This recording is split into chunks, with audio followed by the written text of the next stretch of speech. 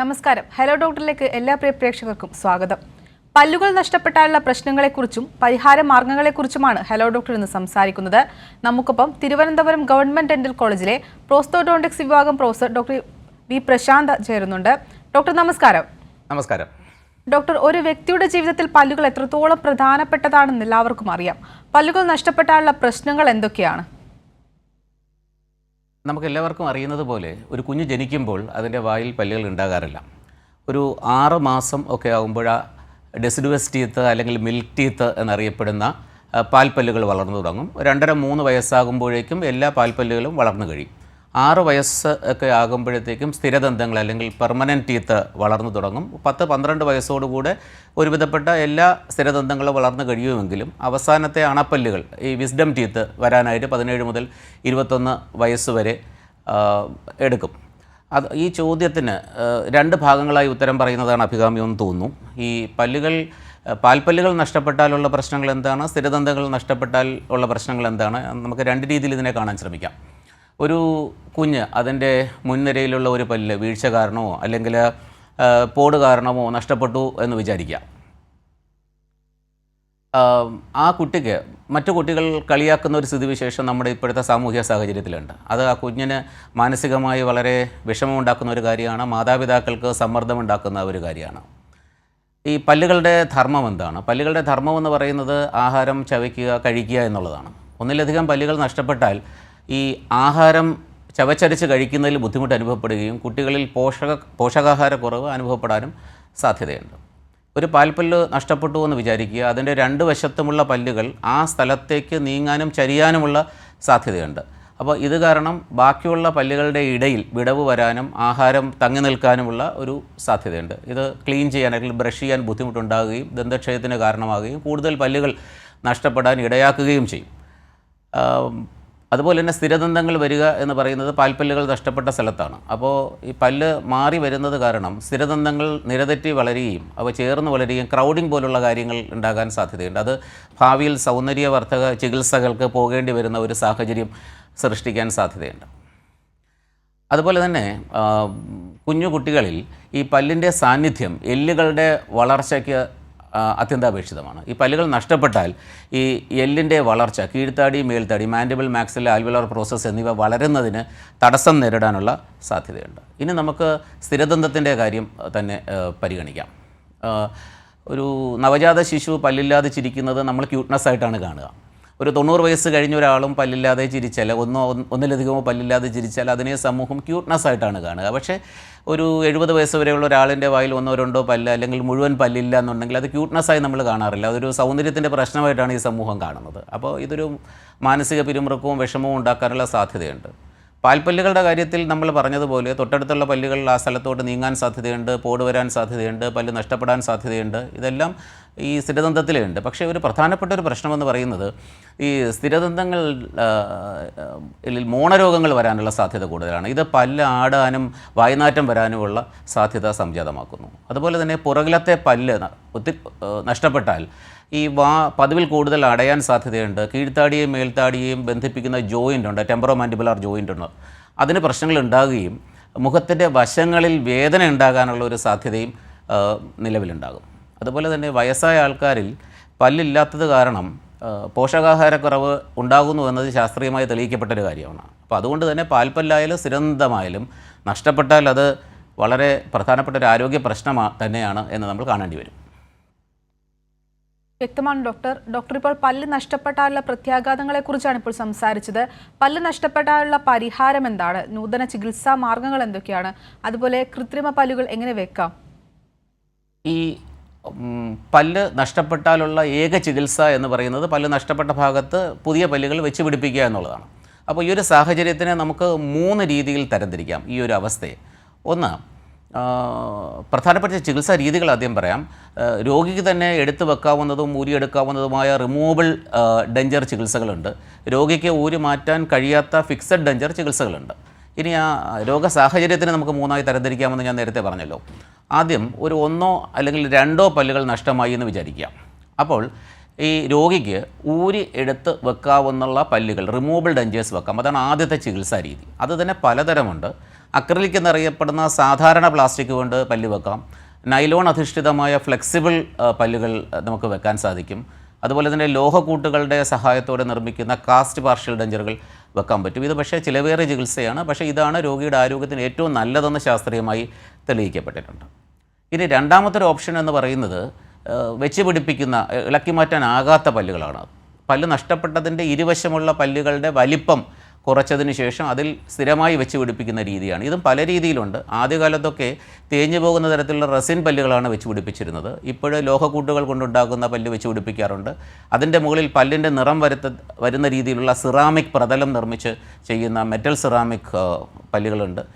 Metal പൂർണ്ണമായി ഒഴിവാക്കി, ലോഹക്കൂട്ടുകൾ പൂർണ്ണമായി ഒഴിവാക്കി സിറാമിക്കിൽ മാത്രം ചെയ്യുന്ന പല്ലുകളും ഇപ്പോൾ നിലവിലുണ്ട്. ഇനി രണ്ടാമത്തെ ഒരു രീതി എന്ന് പറയുന്നത്, സാഹചര്യം എന്ന് പറയുന്നത് 3-4 പല്ലുകൾ മാത്രം ബാക്കിയായി പേഷ്യൻസ് വരുന്ന ഒരു സാഹചര്യമുണ്ട്. ആ 3-4 പല്ലുകളെ നമ്മൾ എടുത്തു കളയാതെ അവയെ നിലനിർത്തിക്കൊണ്ട് സെറ്റ് പല്ലുകളുമായി ബന്ധിപ്പിക്കുന്ന ഓവർ ഡെഞ്ചർ എന്ന് പറയുന്ന ചികിത്സാ രീതിയും നമുക്ക് സ്വീകരിക്കാവുന്നതാണ്. മൂന്നാമത്തെ ഒരു സാഹചര്യം എന്ന് പറയുന്നത് എല്ലാ പല്ലുകളും നഷ്ടപ്പെട്ടു വരുന്ന രോഗികളാണ്.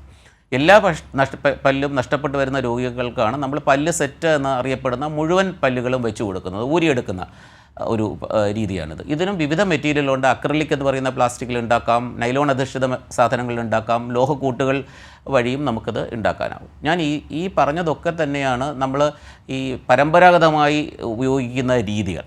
പക്ഷേ ദന്തചികിത്സാ രംഗത്ത് കഴിഞ്ഞ 5-10 വർഷമായി വിപ്ലവകരമായ ഒരുപാട് പുരോഗതികൾ വന്നിട്ടുണ്ട്. അതിൽ ഏറ്റവും വലിയ ഒരു പുരോഗതി എന്ന് പറയുന്നത് ഡിജിറ്റൽ ഡെൻറ്റിസ്ട്രിയാണ്. അപ്പോൾ ഡിജിറ്റൽ ടെക്നോളജി, കമ്പ്യൂട്ടർ അധിഷ്ഠിതമായ ഡിജിറ്റൽ ടെക്നോളജി ഈ സേവനങ്ങൾക്ക് ഇപ്പോൾ ഉപയോഗിച്ച് തുടങ്ങിയിട്ടുണ്ട്. നമ്മൾ നേരത്തെ പറഞ്ഞ ചികിത്സകളെല്ലാം തന്നെ ഒരു ദിവസം കൊണ്ട് ചെയ്യുന്ന ചികിത്സയില്ല, പല പ്രാവശ്യം രോഗി ഡോക്ടറെ കാണേണ്ടി വരും. അപ്പോൾ ഈ സ്റ്റെപ്പുകളെല്ലാം തന്നെ ഡിജിറ്റൽ സാങ്കേതിക വിദ്യയുടെ സഹായത്തോടു കൂടി രോഗിക്കും ഡോക്ടർക്കും കൂടുതൽ സുഖകരമായ രീതിയിലാണ് ഇപ്പോൾ ഡിജിറ്റൽ ചികിത്സ നമ്മൾ നൽകി വരുന്നത്. ഒരു ഉദാഹരണത്തിന് അളവെടുക്കുന്ന പ്രക്രിയ ഒരു ക്യാമറ അല്ലെങ്കിൽ സ്കാനർ ഉപയോഗിച്ച് വായുടെ അളവെടുക്കാൻ സാധിക്കും. ഇത് ഡിജിറ്റൽ സാങ്കേതിക വിദ്യയുടെ ഭാഗമാണ്. ഇനി പറയാൻ പോകുന്നത് എല്ലാവരും കാത്തിരിക്കുന്ന ഒരു ഉത്തരമാണ് ഇംപ്ലാന്റ് എന്ന് പറയുന്നത്. ഇംപ്ലാന്റ് എന്ന് പറയുന്നത് ശരിക്കും അതിനൂതനമായൊരു ചികിത്സാ സംവിധാനമൊന്നും തന്നെയല്ല, വർഷങ്ങളായി ഇത് നിലവിലുണ്ട്. പക്ഷേ ഇംപ്ലാന്റ് ഉണ്ടാക്കുന്ന സാധനങ്ങളുടെ കാര്യത്തിലും ഇംപ്ലാന്റിൻ്റെ പ്രതലത്തിൻ്റെയും ഘടനയുടെയും രൂപത്തിൻ്റെയും കാര്യത്തിലും കഴിഞ്ഞ കുറച്ച് വർഷങ്ങളായി കാലാനുസൃതമായ വിപ്ലവകരമായ ഒരുപാട് പുരോഗതി കൈവന്നിട്ടുണ്ട്. അതുകൊണ്ട് ഇംപ്ലാന്റ് ചികിത്സ എന്ന് പറയുന്നത് വിജയം സുനിശ്ചിതമാണ് എന്ന് കരുതുന്ന ഒരു ചികിത്സാ രീതിയായി മാറിയിട്ടുണ്ട്. അതുകൊണ്ട് നൂതന ചികിത്സാ രീതികളായി നമുക്ക് പറയാൻ പറ്റുന്ന ഒന്ന്, ഏറ്റവും പ്രധാനപ്പെട്ട ഒന്ന് ഒരു ഇംപ്ലാന്റ് ചികിത്സ തന്നെയാണ്. ഡോക്ടർ ഇപ്പോൾ ഇംപ്ലാന്റ് ചികിത്സയെ പറ്റി പറഞ്ഞു. ഇംപ്ലാന്റ് ചികിത്സയെ പറ്റി കൂടുതലൊന്ന് വിശദമാക്കാമോ? അതുപോലെ ഇത് എല്ലാവരിലും സാധ്യമാണോ? ഇത് എത്ര കാലം നിലനിൽക്കും? ഇംപ്ലാന്റ് എന്ന് പറയുന്നതിന് മുമ്പ് നമുക്ക് സാധാരണ പല്ല് എന്താണെന്ന് നോക്കാം. ഒരു സാധാരണ പല്ലിൽ നമ്മുടെ എല്ലിനകത്തിരിക്കുന്ന ഒരു ഭാഗമുണ്ട്. എല്ലിനകത്തിരിക്കുന്ന ഭാഗത്തിന് നമ്മൾ റൂട്ട് അല്ലെങ്കിൽ വേര് എന്നാണ് പറയുക. വേരിൻ്റെ മുകളിൽ നമ്മൾ പുറത്ത് ചിരിക്കുമ്പോൾ കാണുന്ന ഒരു ഭാഗമുണ്ട്, അതിന് നമ്മൾ ക്രൗൺ എന്നാണ് പറയുക. ഇനി നമുക്ക് ഇംപ്ലാന്റ് ഏറ്റവും ലളിതമായി എങ്ങനെ മനസ്സിലാക്കാം എന്ന് നോക്കാം. ഒരു ചെറിയ ശസ്ത്രക്രിയ വഴി രോഗിയുടെ പല്ല് നഷ്ടപ്പെട്ട എല്ലിനകത്ത് ഒരു സാധനം നമ്മൾ ഒരു മെറ്റൽ അധിഷ്ഠിതമായൊരു സാധനം നമ്മൾ ഇറക്കി വെക്കും. ആ സാധനത്തിനെയാണ് നമ്മൾ ഇംപ്ലാന്റ് എന്ന് പറയുന്നത്. അപ്പോൾ ഇംപ്ലാന്റ് എന്ന് പറയുന്നത് സാധാരണ പല്ലിൻ്റെ വേരിനെ പകരമായി നമ്മൾ വെക്കുന്ന സാധനമാണ്. അതിൽ നമ്മൾ ക്രൗൺ വെച്ച് പിടിപ്പിക്കുമ്പോഴാണ് ഇംപ്ലാന്റ് ചികിത്സ പൂർണ്ണമായി മാറുന്നത്. ഇനി അടുത്ത ചോദ്യം, ഇംപ്ലാന്റ് ചികിത്സ എല്ലാവരിലും സാധ്യമാണോ എന്നുള്ളതാണെന്ന് എൻ്റെ വിശ്വാസം, അല്ലേ? അതെ ഡോക്ടർ. ഈ 90 മുതൽ 95 വരെ ശതമാനം ആൾക്കാരിലും ഇംപ്ലാന്റ് ചികിത്സ ഇപ്പോൾ നമുക്ക് ചെയ്യാൻ സാധിക്കും. പണ്ടൊരു കാലമുണ്ടായിരുന്നു, അവശേഷിക്കുന്ന എല്ലിൻ്റെ വലിപ്പം കുറവാണെങ്കിൽ നമുക്ക് ഇംപ്ലാന്റ് ചികിത്സ നടത്താൻ പറ്റാതിരുന്ന ഒരു സാഹചര്യം ഉണ്ടായിരുന്നു. പക്ഷേ ഇപ്പോൾ ഒരുപാട് പുരോഗതി ഇക്കാര്യത്തിൽ വന്നിട്ടുണ്ട്. എല്ലില്ലെങ്കിൽ എല്ലിൻ്റെ വലിപ്പം കൂടാനുള്ള ഗ്രാഫ്റ്റ് ശസ്ത്രക്രിയകളുണ്ട്.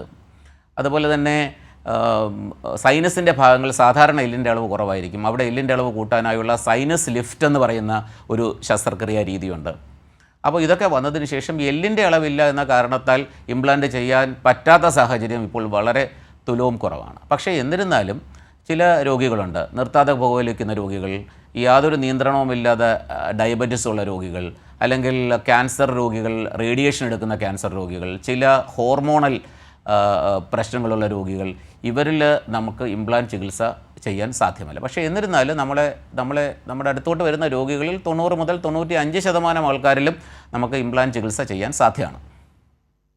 പിന്നെ ഇംപ്ലാന്റ് എത്ര നാൾ നിലനിൽക്കും എന്നാണെന്ന് തോന്നുന്നു അടുത്ത ചോദ്യം അല്ലേ? ഇംപ്ലാന്റ് ഇപ്പം ഞാനൊരു കാര്യം പറയാം. ഇംപ്ലാന്റ് നമ്മൾ നേരത്തെ പറഞ്ഞതുപോലെ എല്ലിനകത്തോട്ട് ശസ്ത്രക്രിയ വഴി ഇറക്കി വെക്കുന്ന ഒരു സാധനമാണ്.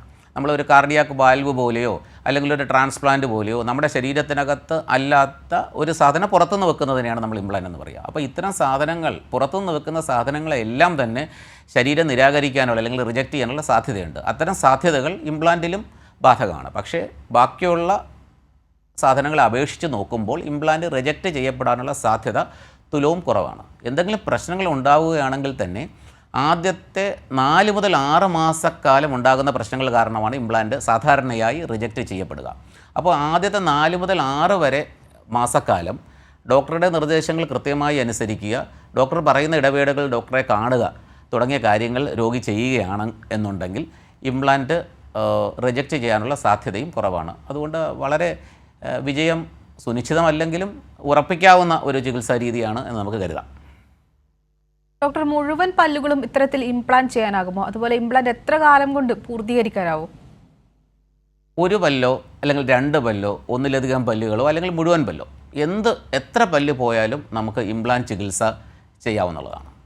രണ്ടാമത്തെ ചോദ്യം, എത്ര കാലം കൊണ്ട് നമുക്കിത് ചികിത്സ പൂർത്തീകരിക്കാം? ആ ചോദ്യത്തിന് ഒരു പെട്ടെന്നൊരു ഉത്തരം പറയുക സാധ്യമല്ല. കാരണം ചില രോഗികളിൽ ബാക്കിയുള്ള സാഹചര്യങ്ങൾ അനുകൂലമാണെങ്കിൽ കേടായ പല്ല് മാറ്റുന്ന അന്ന് തന്നെ ശസ്ത്രക്രിയ വഴി ഇംപ്ലാന്റ് വെച്ച് അതിൻ്റെ മുകളിൽ ടെമ്പററി ആയിട്ടുള്ള ഒരു ക്രൗൺ കൊടുത്ത് നമുക്ക് ചികിത്സ ഏകദേശം പൂർത്തീകരിക്കാൻ പറ്റും. പക്ഷേ ചില രോഗികളിൽ എല്ലിൻ്റെ അളവ് ചിലപ്പോൾ കുറവായിരിക്കും, അല്ലെങ്കിൽ എല്ലിൻ്റെ ക്വാളിറ്റി കുറവായിരിക്കും. അപ്പോൾ അങ്ങനെയുള്ള സാഹചര്യങ്ങളിൽ നമ്മൾക്ക് ഉടനെ തന്നെ ക്രൗൺ വെച്ച് പിടിപ്പിക്കുക സാധ്യമല്ല. അപ്പോൾ ഇംപ്ലാന്റിന് 4 മുതൽ 6 മാസക്കാലം ശസ്ത്രക്രിയ നടത്തി ആ ബോണിനകത്ത് അല്ലെങ്കിൽ എല്ലിനകത്ത് നമ്മൾ സൂക്ഷിക്കാറുണ്ട്. ഈ 4 മുതൽ 6 മാസം എത്തുമ്പോൾ ഇംപ്ലാന്റും ചുറ്റുമുള്ള എല്ലുമായി ഒരു ബോണ്ട് അല്ലെങ്കിൽ അത് ചേർന്ന് വരും. ഇതിനെ നമ്മൾ ഓസിയോ ഇൻ്റഗ്രേഷൻ എന്നാണ് പറയുക. അപ്പോൾ ചില രോഗികളിൽ ഓസിയോ ഇൻ്റഗ്രേഷൻ കഴിയുന്നത് വരെ നമ്മൾ കാത്തിരിക്കേണ്ടതായി വരും. പക്ഷേ നമ്മൾ സാധാരണ രീതിയിൽ പറയുകയാണെങ്കിൽ ഒന്നുകിൽ കുറച്ച് ദിവസങ്ങൾക്കകമോ അല്ലെങ്കിൽ ഒരു 4 മുതൽ 6 മാസങ്ങൾക്കകമോ അല്ലെങ്കിൽ എത്ര കൂടിയാലും ഒരു 8 മാസത്തിനകത്തൊക്കെ നമുക്ക് ഇംപ്ലാന്റ് ചികിത്സ സാധാരണഗതിയിൽ പൂർത്തീകരിക്കാൻ കഴിയാറുണ്ട്. വ്യക്തമാണ് ഡോക്ടർ. സംശയങ്ങളുമായി നമ്മുടെ കൂടെ ഒരു പ്രേക്ഷകൻ ചേരുന്നുണ്ട്. കറുവച്ചാലിൽ നിന്ന് മാത്യു ആണ്. മാത്യു, ഡോക്ടറോട് ചോദിച്ചോളൂ. Hello doctor. അതെ, പറയൂ. നമസ്കാരം ഡോക്ടറെ. ഞാൻ 73 വയസ്സുള്ള ഒരാളാണ്. എനിക്ക് ഫ്രണ്ടിലെ എൻ്റെ 2 പല്ല് വീതിയുള്ള പല്ലാണ്, വലിപ്പം കൂടിയ 2 പല്ല്. ആ 4 പല്ലും പൊങ്ങിയ പല്ലാണ്. അതിലൊരു ഒരു പല്ല് പിന്നെ മെഡിക്കൽ കോളേജ് കറുത്ത നിറം വന്നു. അപ്പോൾ കോട്ടയം മെഡിക്കൽ കോളേജിൽ പോയി. അപ്പോൾ അത് കറുപ്പ് വന്നപ്പോൾ അവരെ റൂട്ട് കനാൽ ചെയ്യാമെന്ന് പറഞ്ഞ് കിഴിച്ചു, മുകളിലോട്ട് കിഴിച്ചു വെച്ച് കഴിഞ്ഞപ്പോൾ അത് ഡോക്ടർ ബ്ലഡ് വന്നപ്പോൾ അവരത് നോക്കി പിന്നെ എടുത്ത് നോക്കിയിട്ട് പറഞ്ഞു അത് അശുദ്ധ രക്തമാണ്, അതുകൊണ്ട് റൂട്ട് കനാൽ ചെയ്താൽ നിൽക്കുകയില്ല എന്ന് പറഞ്ഞ് എടുത്ത് കളയണമെന്ന് പറഞ്ഞു. അങ്ങനെ പറഞ്ഞ് ഹലോ കേൾക്കാം പറഞ്ഞോളൂ. കേൾക്കാം. അത് എടുത്തു കളയണമെന്ന് പറഞ്ഞപ്പോൾ അന്നേരം ചെന്നപ്പോൾ അത് ബുക്ക് ചെയ്താണ് ഞാൻ പോയത്. 2 മാസം കഴിഞ്ഞാണ് എനിക്ക് കിട്ടിയത്. എന്നെ ബുക്ക് ചെയ്ത അന്നേരം അവിടെ ചെന്നപ്പം പറഞ്ഞു അത് ബുക്ക് ചെയ്യണം, ബുക്ക് ചെയ്തിട്ട് അങ്ങനെ പറ്റുള്ളൂ, സമയം കുറച്ച് പിടിക്കും എന്ന് പറഞ്ഞ് ഞാൻ അവിടെ വന്നിട്ട് ഏകദേശം അപ്പം മുകളിലോട്ട് കിഴിച്ചു വെച്ചിരിക്കുകയാണ് ഈ പല്ലിൻ്റെ അകം. അപ്പോൾ ഈ മുന്നിലത്തെ 2 വീതിയുള്ളതല്ല, അതിലൊന്നാ. അപ്പോൾ അത് അങ്ങനെ ഇരുന്ന് ഞാനത് ഇങ്ങനെ കടിക്കുമ്പോഴും സംരക്ഷിച്ച് വന്നു. പക്ഷേ ഏകദേശം ഒരു 6 മാസം ആയപ്പോഴത്തേന് ഇത് റൂട്ട് കനാൽ അവരെ കിഴിച്ചടം വെച്ച് ഒടിഞ്ഞു പോയി പല്ല്. മോണയോട് ചേർന്നുള്ള ഭാഗത്ത് ഒടിഞ്ഞു പോയിട്ട് ഇപ്പോൾ ആ പല്ല് അങ്ങനെ ഒടിഞ്ഞതാ. പിന്നെ പല്ല് വെക്കാനോ അത് പറിച്ചെടുക്കാനോ അതിന്റെ കുറ്റി അവിടെ നിൽക്കുകയാണ്. ഫ്രണ്ടിലെ പല്ലാണ്. അതെ, പറയൂ. അത് കഴിഞ്ഞപ്പോൾ എനിക്കിപ്പം ഞാൻ 11 വർഷം മുമ്പ് എനിക്ക് അറ്റാക്ക് വന്നു. 5 ദിവസത്തേക്കായി 2 അറ്റാക്ക് വന്നു. ഞാനിപ്പം ആരോഗ്യപരമായിട്ട് അല്പം ഇതാണ്, പിന്നെ സർക്കുലേഷൻ കുറവാണ്. ഓപ്പൺ സർജറിയാണ് പറഞ്ഞാൽ അതൊന്നും ചെയ്തില്ല ശാരീരികമായിട്ട്. അപ്പോൾ എനിക്കിപ്പോൾ ആ പല്ല് അത് കുറ്റി എടുത്തേച്ച് വെക്കാനോ ഈ പൊങ്ങിയ 4 പല്ലുകൾ അതിനെന്ത് ചെയ്യാൻ പറ്റും? എന്നറിയാൻ വേണ്ടിയാണ്. താങ്കളുടെ പല്ലുകൾ ആടുന്ന സ്ഥിതിയിലാണോ അതേ ഉറച്ചിരിക്കുന്ന രീതിയിലാണോ? ഉറച്ചിരിക്കുന്നതല്ല, എല്ലാ 4 ഫ്രണ്ടിലെ പല്ല് പൊങ്ങിയിരിക്കുന്നേ ഉള്ളൂ, ഉറച്ചിരിക്കുന്നതല്ല. ഓക്കെ. റൂട്ട് കനാൽ ചികിത്സ എന്ന് പറയുന്നത് നമുക്ക് വിജയസാധ്യതയുള്ള ഒരു ചികിത്സാ രീതിയാണെങ്കിൽ ചില പ്രത്യേക സാഹചര്യങ്ങളിൽ എല്ലാ ചികിത്സ പോലെ തന്നെ അത് പരാജയപ്പെടാനുള്ള സാധ്യതയാണ്. നിർഭാഗ്യവശാൽ താങ്കൾക്ക് ചെയ്ത റൂട്ട് കനാൽ ചികിത്സ വിജയകരമായില്ല. എനിക്ക് ചെയ്തില്ല, അതെ അതെ, ചെയ്ത് തുടങ്ങിയപ്പോൾ തന്നെ അത് സക്സസ്ഫുൾ ആകില്ല എന്ന് കണ്ടാണ് ചികിത്സ നിർത്തിയത്. അതെ, എന്നിട്ട് ആ പല്ല് മോണയുടെ ഭാഗത്ത് വെച്ച് ഒടിഞ്ഞു പോവുകയാണ് ഉണ്ടായത്. ഇനി നമുക്ക് ചെയ്യാൻ പറ്റുന്ന കാര്യമെന്ന് പറയുന്നത്, നിങ്ങൾ കോട്ടയം ഡെന്റൽ കോളേജിലാണ് ചികിത്സ തേടി എന്നാണ് ഞാൻ വിശ്വസിക്കുന്നത്. കേരളത്തിലെ തന്നെ ഏറ്റവും അതെ കേരളത്തിലെ ഏറ്റവും മികച്ച ഒരു ഡെന്റൽ കോളേജാണ് കോട്ടയം ഗവൺമെൻറ് ഡെന്റൽ കോളേജ്. അപ്പോൾ നിങ്ങൾ അവിടെ ചെല്ലുക. അപ്പോൾ ചെയ്യാൻ സാധിക്കുന്ന ഒരു കാര്യമെന്ന് വെച്ചാൽ മോണയുടെ ഭാഗത്ത് നിന്ന് ഒടിഞ്ഞു പോയ ആ പല്ല് നിങ്ങൾക്ക് മാറ്റാൻ സാധിക്കും. മാറ്റിയതിന് ശേഷം ആ ഭാഗത്ത് പ്രായോഗികമാണെങ്കിൽ ഇംപ്ലാന്റ് വെച്ച് പിടിപ്പിക്കാൻ സാധിക്കും. അല്ല എന്നുണ്ടെങ്കിൽ ബാക്കിയുള്ള പല്ലുകളുമായി ചേർത്ത് ഫിക്സഡ് ഡെഞ്ചർ, ഞാൻ നേരത്തെ പറഞ്ഞതുപോലെ പിടിച്ചിരിക്കുന്ന പല്ലുകൾ വെക്കാനും സാധിക്കും. അല്ലെങ്കിൽ അതിന് താല്പര്യമില്ല. എനിക്ക് സാർ ഒന്ന് ചോദിച്ചോട്ടെ, എനിക്ക് ആ 4 പല്ല്, അതിൽ വലിപ്പമുള്ള ഒരു പല്ലുകൂടുണ്ട്, പിന്നെ അപ്പുറത്തിരിക്കുന്ന 2 പല്ലുകളും ഈ 4 പല്ലും പൊങ്ങിയ പല്ലുകളാണ്. അപ്പൊ അതിനെന്തെങ്കിലും ചെയ്യാൻ പറ്റുമോ? തീർച്ചയായും കുറച്ച് വലിപ്പം കുറയ്ക്കാനോ അങ്ങനെയുള്ള? തീർച്ചയായും. നമ്മൾ പ്രായം കുറഞ്ഞ ഒരു രോഗികളായിരുന്നുവെങ്കിൽ നമുക്ക് കമ്പിയൊക്കെ ഇട്ട് പല്ലിൻ്റെ പൊസിഷൻ മാറ്റാൻ കഴിയുമായിരുന്നു. പക്ഷേ ഈ പ്രായത്തിൽ നമ്മൾ അത്തരം ചികിത്സകൾക്ക് പോകാൻ സാധ്യമല്ല. അപ്പോൾ ബാക്കിയുള്ള പല്ലുകളിൽ റൂട്ട് കനാൽ ചികിത്സ നടത്തിയതിന് ശേഷം, അല്ലെങ്കിൽ ചില സന്ദർഭങ്ങളിൽ റൂട്ട് കനാൽ ചികിത്സ നടത്താതെയും ക്രൗൺ എന്ന് പറയുന്ന ഒരു സാധനം വെച്ച് പിടിപ്പിച്ച് നിങ്ങളുടെ പല്ലുകളുടെ വലിപ്പത്തിൻ്റെ കാര്യത്തിൽ ക്രമീകരണം നടത്താൻ സാധിക്കും എന്നാണ് ഞാൻ മനസ്സിലാക്കുന്നത്. തീർച്ചയായും അത് കോളേജിൽ ചെന്നാൽ അവർ എല്ലാവിധ ചികിത്സകളും ചേർത്ത് ശാസ്ത്രീയമായി, അല്ലെങ്കിൽ അത് ശരിയായ രീതിയിൽ, ശരിയായ സീക്വൻസിൽ അവർ ചെയ്തു തരും. എത്രയും പെട്ടെന്ന് അവിടെ ചെല്ലുക എന്നുള്ളതാണ് ചെയ്യേണ്ടത്. അതുപോലെ തന്നെ മുമ്പ് ഒരു കാർഡിയാക് പ്രശ്നം പറഞ്ഞതായി ശ്രദ്ധയിൽപ്പെട്ടു. പക്ഷേ അതൊന്നും ദന്ത ചികിത്സയ്ക്ക് ഒരു തടസ്സമല്ല. 10 വർഷം മുമ്പ് ആണ് ഈ സംഗതി നടന്നു എന്ന് ഞാൻ മനസ്സിലാക്കുന്നു. ഒരു 6 മാസത്തിന് മുമ്പാണ് നടന്നിട്ടുള്ളതെങ്കിൽ നമ്മുടെ ദന്ത ചികിത്സയ്ക്ക് സാധാരണയായി ഒരു തടസ്സം ഉണ്ടാവാറില്ല. പക്ഷേ ഈ ചികിത്സ നടത്തുന്നതിന് മുമ്പ് നിങ്ങളുടെ കാർഡിയാക് ഡോക്ടറെ കണ്ട് അഭിപ്രായം തേടാനായി നിങ്ങളെ വിടാൻ സാധ്യതയുണ്ട്. അതൊരു സാധാരണ നടപടിക്രമം മാത്രമാണ്. ശരി, പ്രേക്ഷകന് വ്യക്തമായെന്ന് പ്രതീക്ഷിക്കുന്നു. ഒരു പ്രേക്ഷകൻ കൂടി ചേരുന്നുണ്ട്. ഡോക്ടർ, വയനാട് നിന്ന് അബ്ദുൽ ലത്തീഫാണ്. ലത്തീഫ്, ഡോക്ടറോട് ചോദിച്ചോളൂ. ഹലോ, നമസ്കാരം ഡോക്ടറെ. നമസ്കാരം, പറയൂ സാറേ. ഞാൻ എൻ്റെ മോന് ഇപ്പോ 6 വയസ്സായി, 6 വയസ്സ് കഴിഞ്ഞു. അവന് കോട്ടില് ഒരു കോട്ടുപല്ല് 2 വളരെ കേൾക്കുന്നില്ല സാറേ? കേൾക്കുന്നുണ്ട്, പറഞ്ഞോളൂ, പറയൂ. പല്ല് കേട് വന്നിട്ട് അതങ്ങനെ അടച്ചു പോയിരുന്നു. അപ്പോ അത് വലിയൊരു വിഷയമായി. അങ്ങനെ കോഴിക്കോട് മെഡിക്കൽ കോളേജിൽ കൊണ്ടുപോയി അത് റിമൂവ് ചെയ്തു. കോഴിക്കോട് മെഡിക്കൽ കോളേജിൽ കൊണ്ടുപോയിട്ട് ആ കോട്ടുപല്ല് 2 റിമൂവ് ചെയ്തു. ഓക്കെ. അപ്പൊ റിമൂവ് ചെയ്തതിനു ശേഷം പിന്നീട് ഡോക്ടർ പറഞ്ഞു അവിടെ പല്ല് വരാൻ സാധ്യതയില്ലാന്ന്. ഓക്കെ. ആ ഭാഗത്തെ വരുന്ന പല്ല് അടക്കം എടുത്തു കളഞ്ഞു. കാരണം എന്താ പറഞ്ഞാൽ അവിടെ നമുക്ക് ഒരു സംശയത്തിന്റെ രീതിയിൽ അത് ബയോപ്സിനൊക്കെ ചെയ്ത് എടുത്തു കളഞ്ഞാണ് ഭാഗം. അപ്പോ നോക്കൂ, അങ്ങനത്തെ ബയോപ്സിന് ഒക്കെ പരിശോധന വന്ന് വിഷയങ്ങളൊന്നുമില്ല, ക്ലിയർ ആയി. പക്ഷെ അവിടെ പല്ല് വരാനുള്ള പല്ലടക്കം എടുത്തു കളഞ്ഞുകൊണ്ട് ആ ഭാഗങ്ങളിൽ പല്ല് വരാൻ സാധ്യതയില്ല.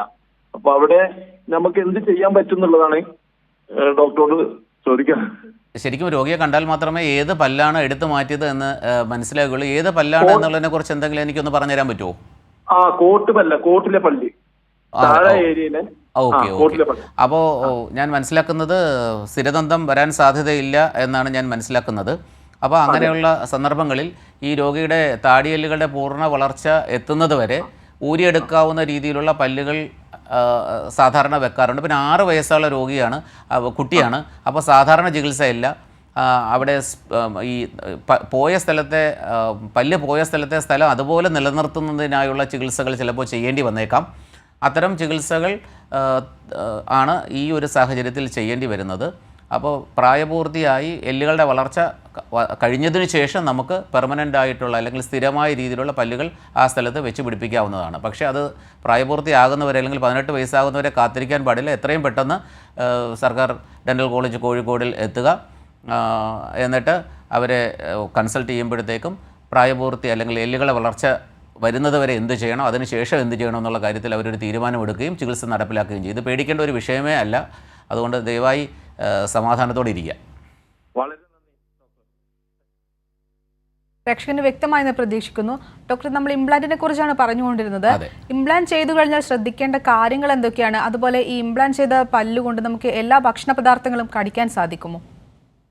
നമ്മുടെ സാധാരണ വാ എങ്ങനെയാണോ വൃത്തിയായി സൂക്ഷിക്കുന്നത് അതുപോലെ തന്നെ ഇംപ്ലാന്റ് ചികിത്സ നടന്നാലും നമ്മുടെ വാ വൃത്തിയായി സൂക്ഷിക്കാൻ സാധിക്കും. ഇപ്പോൾ 2 പ്രാവശ്യവും പല്ല് തേക്കുക, ഫ്ലോസ് ഉപയോഗിക്കുന്നവരാണെങ്കിൽ ഫ്ലോസ് ഉപയോഗിക്കുക, ഇതൊക്കെ നമ്മൾ കൃത്യമായി ചെയ്യുക. മൗത്ത് വാഷ് ഉപയോഗിക്കുക, ഇതെല്ലാം ഡോക്ടറുടെ നിർദ്ദേശപ്രകാരം കൃത്യമായി ചെയ്യുക. ഇംപ്ലാന്റിന് ചുറ്റും ഭക്ഷണ പദാർത്ഥങ്ങൾ കെട്ടി നിൽക്കാതെ പ്രത്യേകം സൂക്ഷിക്കേണ്ടതാണ്. ഇംപ്ലാന്റ് വെച്ച് കഴിഞ്ഞാൽ വേറെ ഏതെങ്കിലും പ്രത്യേക രീതിയിലുള്ള പരിചരണം ആവശ്യമാണെങ്കിൽ ആ പർട്ടിക്കുലർ രോഗിയോട് ഡോക്ടർ വ്യക്തമായ നിർദ്ദേശം നൽകുന്നതാണ്. ഇംപ്ലാന്റ് വെച്ച് കഴിഞ്ഞാൽ സാധാരണ ഒരു മനുഷ്യൻ കഴിക്കുന്ന എല്ലാ ആഹാര പദാർത്ഥങ്ങളും നമുക്ക് കഴിക്കാൻ പറ്റും. ഈ ആദ്യത്തെ 4 മുതൽ 6 വരെ മാസക്കാലം എന്ന് വെച്ചാൽ ഓസിയോ ഇൻ്റഗ്രേഷൻ നടക്കുന്ന കാലം പ്രധാനമാണെന്ന് ഞാൻ നേരത്തെ പറഞ്ഞല്ലോ. അപ്പോൾ ആ സമയം കട്ടികൂടിയ ഭക്ഷണങ്ങൾ കഴിക്കാതിരിക്കുന്നതാണ് നല്ലത് എന്നുള്ളത് ശാസ്ത്രീയമായൊരു സത്യമാണ്. ചില ഡോക്ടർമാർ അതിനുശേഷവും തീരെ കട്ടികൂടിയ ഭക്ഷണ പദാർത്ഥങ്ങൾ ഉപയോഗിക്കരുത് എന്ന് പറഞ്ഞു കാണാറുണ്ട്. പക്ഷേ ജനറലായി നമുക്ക് പറയാൻ സാധിക്കുന്നതെന്ന് വെച്ച് കഴിഞ്ഞാൽ ഇംപ്ലാന്റിനെ സാധാരണ പല്ല് പോലെ നമുക്ക് സംരക്ഷിക്കാം. പക്ഷേ പീരിയോഡിക്കായി നമ്മൾ ഡോക്ടറുടെ അപ്പോയിൻമെൻ്റ് എടുത്ത് പോയി കണ്ട് അത് ശക്തിയായി ഇരിക്കുന്നെന്ന് ഉറപ്പുവരുത്തുക. ഏത് തരം ഭക്ഷണ പദാർത്ഥങ്ങളും കഴിക്കാൻ പറ്റും, യാതൊരു തടസ്സവുമില്ല. വ്യക്തമാണ് ഡോക്ടർ. നമ്മുടെ കൂടെ ഒരു പ്രേക്ഷക ചേരുന്നുണ്ട്. തിരുവനന്തപുരത്ത് നിന്ന് സുനിതയാണ്. സുനിത, ഡോക്ടറോട് ചോദിച്ചോളൂ. Hello sir. പറയൂ സാർ. എൻ്റെ ഹസ്ബൻഡിന് വേണ്ടിയിട്ടാണ് ഞാൻ ചോദിക്കുന്നത്. പിന്നെ ഹസ്ബൻഡിന്റെ പല്ല് മൊത്തത്തില് എല്ലാ പല്ലും എടുത്തതായിരുന്നു. തിരുവനന്തപുരം ഡെന്റൽ കോളേജിൽ പോയാ എടുത്തത്. ഇവിടെ അടുത്തുള്ള ഹോസ്പിറ്റലിലാണ്. പല്ല് വച്ചത് ഡെന്റൽ കോളേജിലാ. അത് മൊത്തത്തില് പല്ല് വച്ചിട്ട് അതുകൊണ്ട് ഒന്നും ചവയ്ക്കാനാ ഒന്നിനും പറ്റണില്ല. പല്ല് എന്തെങ്കിലും വായിൽ വയ്ക്കുമ്പോഴും അത് ഊരിഞ്ഞ് വരെയാണ് പല്ല് മൊത്തത്തില്. 2-3 തവണ കൊണ്ടുപോയി ടൈറ്റ് ചെയ്തതാണ്. ചെയ്തിട്ടും അത് ഊരിഞ്ഞ് വരണതേ ഉള്ളൂ. ഓക്കെ. എത്ര വയസ്സുണ്ട് ഭർത്താവിന്? 60 വയസ്സായി. 60 വയസ്സുണ്ട്. എത്ര നാളെ പല്ല് വെച്ചിട്ട്? ഇപ്പം എത്ര നാളായി? ഏറ്റവും അവസാനം ഡെന്റൽ കോളേജിൽ വന്നത് എത്ര ദിവസം മുമ്പാണ്? അവസാനം വന്നിട്ട് ഇപ്പം ഒരു 6-7 മാസത്തോളം ആവും. പിന്നെ അതിനുശേഷം വന്നിട്ടില്ല? അതിനുശേഷം സാറ് 2-3 തവണ വന്ന് ടൈറ്റ് ചെയ്ത് വച്ചിട്ടും ഇത് ഊരി വരണതേ ഉള്ളൂ. ചെല്ലുമ്പോഴെല്ലാം അവര് നിങ്ങൾ മനസ്സിലാക്കേണ്ട ഒരു കാര്യമുണ്ട്. തിരുവനന്തപുരം ഗവൺമെന്റ് ഡെന്റൽ കോളേജ് എന്ന് പറയുന്ന ഒരു സർക്കാർ സംവിധാനമാണ്. സർക്കാർ സംവിധാനം എന്ന് പറയുന്നത് സാധാരണക്കാരായ രോഗികൾക്ക് വേണ്ടിയുള്ളതാണ്. അപ്പോൾ അങ്ങനെ എന്തെങ്കിലും ബുദ്ധിമുട്ടുണ്ടെങ്കിൽ നിങ്ങൾ പിന്നെയും വന്ന് ഡോക്ടർമാരെ ഉപദ്രവിക്കുക, അല്ലെങ്കിൽ അവരുടെ സേവനം ശക്തിപൂർവ്വം അല്ലെങ്കിൽ ബലം പ്രയോഗിച്ച് വാങ്ങിച്ചെടുക്കുക എന്നുള്ളതാണ് നിങ്ങൾ ചെയ്യേണ്ടത്. അപ്പോൾ തീർച്ചയായും തിരുവനന്തപുരം ഡെന്റൽ കോളേജിൽ വരിക. നമ്മൾ അത് വ്യക്തമായി പരിശോധിക്കും. എന്തുകൊണ്ടാണ് പല്ല് വീണു പോകുന്നു എന്നുള്ളത് നമ്മൾ നോക്കും. അതിൻ്റെ 2 കാര്യങ്ങളുണ്ട്. ഒന്ന്, പല്ല് എടുത്തതിന് ശേഷം അത് പൂർണ്ണമായും എല്ല് ഭേദമാകുന്നതിന് മുമ്പ് നമ്മൾ പല്ല് വെച്ചാൽ കുറച്ച് ദിവസം കഴിയുമ്പോൾ എല്ലുകൾ ചുരുങ്ങുകയും പല്ല് വീണു പോകാനുള്ള സാധ്യതയുണ്ട്. അതാണോ എന്ന് നമ്മൾ നോക്കും. അങ്ങനെയാണ് എന്നുണ്ടെങ്കിൽ ആ പല്ല് ഒന്നുകൂടെ ഞങ്ങൾ വെച്ച് തരും. അല്ല എന്നുണ്ടെങ്കിൽ എന്തുകൊണ്ടാണ് അത് ലൂസാകുന്നതെന്ന് വ്യക്തമായി നോക്കിയതിന് ശേഷം റീലൈനിങ്, റീബേസിങ് തുടങ്ങിയ ചില കാര്യങ്ങളുണ്ട്. അത് പ്രായോഗികമാണെങ്കിൽ അത് ചെയ്തു തരും. അല്ല എന്നുണ്ടെങ്കിൽ പുതിയ പല്ല് വെക്കണം എന്നുണ്ടെങ്കിൽ പുതിയ പല്ല് വെച്ച് തരും. അതുകൊണ്ട് ഒട്ടും മടിയില്ലാതെ തിരുവനന്തപുരം ഗവൺമെൻറ് ഡെന്റൽ കോളേജിൽ വന്ന് ഈ പല്ല് വെക്കുന്നത് എന്ന് വെച്ചത് പ്രോസ്തറോണ്ടിക്സ് എന്ന് പറയുന്ന വിഭാഗമാണ്. ആ വിഭാഗത്തിലെ വിഭാഗ അധ്യക്ഷനെയോ അല്ലെങ്കിൽ അവിടെയുള്ള ഏതെങ്കിലും ഡോക്ടർമാരെയോ വ്യക്തിപരമായി കണ്ടാൽ ഈ പ്രശ്നത്തിന് ഉടനടി ഒരു പരിഹാരം നൽകുന്നതാണ്. നന്ദി. പ്രേക്ഷകർക്ക് വ്യക്തമായെന്ന് പ്രതീക്ഷിക്കുന്നു. ഡോക്ടർ, ഇംപ്ലാന്റ് ചെയ്ത പല്ലുകളുടെ ക്രൗണുകൾ മാറ്റിക്കൊടുക്കേണ്ട ആവശ്യമുണ്ടോ? ഞാൻ ആദ്യം പറഞ്ഞതുപോലെ ഇംപ്ലാന്റ് ചികിത്സ കഴിഞ്ഞ് ചില രോഗികളിൽ അതേ ദിവസം തന്നെ നമ്മൾ ക്രൗൺ വെച്ച് കൊടുക്കാറുണ്ട്. അത് പറഞ്ഞു എന്നാണ് എൻ്റെ വിശ്വാസം. അത് ടെമ്പററി ക്രൗൺ ആയിരിക്കും. അത് തീർച്ചയായും നമ്മൾ മാറ്റി കൊടുക്കേണ്ടതുണ്ട്. പക്ഷേ പെർമനൻറ്റ് ക്രൗൺ വെച്ച് കഴിഞ്ഞാൽ സാധാരണഗതിയിൽ അത് മാറ്റി കൊടുക്കേണ്ട ആവശ്യമില്ല. പക്ഷേ ഇതെല്ലാം നമ്മൾ ചെയ്തെടുക്കുന്ന സാധനങ്ങളാണ്. ചില തകരാറുകൾ ചിലപ്പോഴുണ്ടായേക്കാം. വിള്ളലോ അല്ലെങ്കിൽ പൊട്ടലോ പെർമനൻറ്റ് ക്രൗണിൽ കണ്ടാൽ നമ്മൾ തീർച്ചയായും പെർമനൻറ്റ് ക്രൗൺ നമുക്ക് മാറ്റി കൊടുക്കാവുന്നതാണ്. അതിൻ്റെ അത് നമുക്ക് വളരെ എളുപ്പത്തിൽ ചെയ്യാവുന്ന ഒരു പ്രക്രിയയാണ്. വ്യക്തമാണ് ഡോക്ടർ. ഇംപ്ലാന്റ് ചെയ്യാൻ പറ്റിയില്ലെങ്കിൽ സ്വീകരിക്കാവുന്ന മറ്റു മാർഗങ്ങൾ എന്തൊക്കെയാണ്? 2 കൂട്ടം രോഗികളിലാണ് സാധാരണ ഇംപ്ലാന്റ് ചികിത്സ പ്രായോഗികമല്ലാത്തത്. ഞാൻ നേരത്തെ പറഞ്ഞതുപോലെ വേറെ രോഗമുള്ളവർ, പുകവലിക്കാർ, ഡയബറ്റിസ്, അൺകൺട്രോൾഡ് ഡയബറ്റിസ് ഉള്ളവർ, വേറെ ഹോർമോണൽ രോഗമുള്ളവർ, എല്ല് തീരെ കുറഞ്ഞവർ, ഇവരിലൊന്നും ചെയ്യാൻ ഉണ്ടാവില്ല. രണ്ടാമത്തെ ഒരു കൂട്ടം രോഗികളെന്ന് പറയുന്നത് ഇംപ്ലാന്റ് ചികിത്സ വളരെ ചിലവേറിയതാണ്. ചില രോഗികൾക്ക് ഈ ചിലവ് ചിലപ്പോൾ താങ്ങാനാവില്ല. അങ്ങനെയുള്ള രോഗികൾക്ക് ഇംപ്ലാന്റ് ചികിത്സ ചിലപ്പോൾ ചെയ്യാൻ പറ്റിയെന്ന് വരില്ല. അപ്പോൾ പക്ഷേ ശാസ്ത്രീയമായി ഏറ്റവും എന്താ പറയുക ഗുണപ്രദമെന്ന് തെളിയിച്ചിട്ടുള്ള ബാക്കിയുള്ള ചികിത്സാ രീതികളുണ്ട്. ഊരി മാറ്റുന്ന പല്ല് വെക്കുക, അല്ലെങ്കിൽ അടുത്ത പല്ലിൽ ഘടിപ്പിച്ച് വെക്കുന്ന ഫിക്സഡ് ഡെഞ്ചേഴ്സ് വെക്കുക തുടങ്ങിയ ചികിത്സാ രീതികളെല്ലാം തന്നെ ഇത്തരം രോഗികൾക്ക് ചെയ്യാവുന്നതാണ്. അപ്പോൾ ഇംപ്ലാന്റ് ചികിത്സ കിട്ടിയില്ല എന്ന് പറഞ്ഞ് വിഷമിക്കേണ്ട കാര്യമില്ല. ഇംപ്ലാന്റ് ചികിത്സയോടൊപ്പം തന്നെ കാര്യക്ഷമമായ മറ്റ് ചികിത്സാ രീതികൾ നിലവിലുണ്ട്. ഒരു ഡെൻറ്റിസ്റ്റ് നിങ്ങൾക്ക് തീർച്ചയായും അത് ഉപദേശം നൽകുന്നതാണ്. ഡോക്ടർ, സെറ്റ് പല്ല് വയ്ക്കുമ്പോൾ ശ്രദ്ധിക്കേണ്ട കാര്യങ്ങൾ എന്തൊക്കെയാണ്? ഈ സെറ്റ് പല്ല് എന്ന് നമ്മൾ ഉദ്ദേശിക്കുന്നത് ഊരി മാറ്റുന്ന മുഴുവൻ പല്ലുകളാണ്. അത് കേരളത്തിൽ അല്ലെങ്കിൽ ഇന്ത്യയിൽ അത്തരം സെറ്റ് പല്ല് വെക്കുന്ന രോഗികളുടെ എണ്ണം ഇപ്പോൾ വളരെ കുറഞ്ഞു വരികയാണ്. കാരണം പല്ല് കേടാകാതെ സംരക്ഷിക്കുന്ന ഒരു ശീലമാണ് ഇപ്പോൾ ലോകവ്യാപകമായി നിലവിലുള്ളത്. കേരളത്തിൽ ഇപ്പോൾ മുഴുവൻ സെറ്റ് പല്ല് വയ്ക്കുന്ന രോഗികളുടെ എണ്ണം തുലവും കുറവാണ്. പക്ഷേ എന്നാലും അത്തരം രോഗികളുണ്ട്. ആ രോഗികൾ പാലിക്കേണ്ട കാര്യങ്ങളെക്കുറിച്ച് ആ ഡോക്ടർ കൃത്യമായ നിർദ്ദേശം അവർക്ക് നൽകും. ഉദാഹരണത്തിന് ഒരു സെറ്റ് പല്ല് വെച്ച് കഴിഞ്ഞാൽ ഒത്തിരി തുപ്പൽ വായിൽ വരാം എന്ന് രോഗികൾ പറയും. അത് കുറച്ച് ദിവസം കൊണ്ട് മാറുന്ന പ്രശ്നമാണ്. അത് ഡോക്ടർ അവരെ ബോധ്യപ്പെടുത്തും. രണ്ടാമത്തെ ഒരു കാര്യം, കട്ടി കൂടിയതും ഒട്ടിപ്പിടിക്കുന്നതുമായ ആഹാര പദാർത്ഥങ്ങൾ ആദ്യമേ കഴിക്കരുത്. കട്ടി കുറഞ്ഞ ആഹാരത്തിൽ നിന്ന് തുടങ്ങി വേണം നമുക്ക് മുകളിലോട്ട് പോകാനായിട്ട്. അത്തരം നിർദ്ദേശങ്ങൾ കൊടുക്കും. ചില രോഗികൾക്ക് സംസാരിക്കുമ്പോൾ ശരിയാകുന്നില്ല, വൃത്തിയാകുന്നില്ല എന്നുള്ളൊരു പരാതി പറയാറുണ്ട്. അവരോട് ഞങ്ങൾ ന്യൂസ് പേപ്പറൊക്കെ എടുത്ത് വീട്ടിൽ വളരെ ഉറച്ച് വായിക്കുകയോ അല്ലെങ്കിൽ വീട്ടുകാരുമായി ഉറച്ച് സംസാരിക്കുകയോ ഒക്കെ ചെയ്യാൻ പറയാറുണ്ട്. പക്ഷേ ഇത്തരം പ്രശ്നങ്ങളെല്ലാം തന്നെ ഏകദേശം ഒരു 2 ആഴ്ച മുതൽ 3 ആഴ്ച വരെയുള്ള സമയം കൊണ്ട് മാറും. പക്ഷേ നമ്മൾ ശ്രദ്ധിക്കേണ്ട ഒരു പ്രധാനപ്പെട്ട ഒരു കാര്യമെന്ന് പറയുന്നത്, ഈ പല്ല് വയ്ക്കുന്ന ഭാഗത്ത് ചുമപ്പ് നിറമോ അല്ലെങ്കിൽ നീരോ മുറിവോ എന്തെങ്കിലും ശ്രദ്ധയിൽപ്പെട്ടാൽ വളരെ പെട്ടെന്ന് തന്നെ ഡോക്ടറെ കാണേണ്ടതാണ്. അതൊരു പ്രധാനപ്പെട്ട കാര്യമാണ്. പല്ല് വെച്ചൊരു 1-2 വർഷം കഴിയുമ്പോൾ പല്ലുകൾ തേഞ്ഞു തുടങ്ങും. ആ സാഹചര്യത്തിൽ നമ്മൾ ഡോക്ടറെ കാണേണ്ടതാണ്. പിന്നെ ഒരു കാര്യം ഞാൻ പറയാൻ വിട്ടുപോയി. ഊരി വയ്ക്കുന്ന സെറ്റ് പല്ലുകൾ വയ്ക്കുന്ന രോഗികൾ രാത്രി ഒരു 6 മുതൽ 8 മണിക്കൂർ വരെ, രാത്രി അല്ലെങ്കിൽ ദിവസത്തിൽ ഒരു പ്രാവശ്യം അത് വായിൽ നിന്ന് മാറ്റി വെക്കേണ്ടതാണ്. മാറ്റി വെള്ളത്തിൽ സൂക്ഷിക്കേണ്ടതാണ്. ആ സമയം രക്തയോട്ടം വായ്ക്കകത്ത് ശരിയായി വരാൻ സഹായിക്കും. അത് തീർച്ചയായും ചെയ്യേണ്ട ഒരു കാര്യമാണ്. അതുപോലെ തന്നെ സെറ്റ് പല്ലുകൾ വളരെ വൃത്തിയായാണ് നമ്മൾ സൂക്ഷിക്കേണ്ടത്. അത് പേസ്റ്റും ബ്രഷും ഒക്കെ ഉപയോഗിച്ച് ഡോക്ടറുടെ നിർദ്ദേശാനുസരണം വൃത്തിയായി സൂക്ഷിക്കേണ്ടതാണ്. വ്യക്തമാണ് ഡോക്ടർ. പല്ലുകൾ നഷ്ടപ്പെട്ടാലുള്ള പ്രശ്നങ്ങളെക്കുറിച്ചും പരിഹാര മാർഗങ്ങളെക്കുറിച്ചുമാണ് ഹലോ ഡോക്ടർ ഇന്ന് സംസാരിച്ചത്. ഈ വിഷയത്തെക്കുറിച്ച് സംസാരിക്കാൻ നമുക്കൊപ്പം ചേർന്നത് തിരുവനന്തപുരം ഗവൺമെന്റ് ഡെന്റൽ കോളേജിലെ പ്രോസ്റ്റോഡോണ്ടിക്സ് വിഭാഗം പ്രൊഫസർ ഡോക്ടർ വി പ്രശാന്താണ്. ഡോക്ടർ നന്ദി. നന്ദി. ഹലോ ഡോക്ടറിന്റെ ഇന്നത്തെ സമയം ഇവിടെ പൂർത്തിയാകുന്നു. നമസ്കാരം.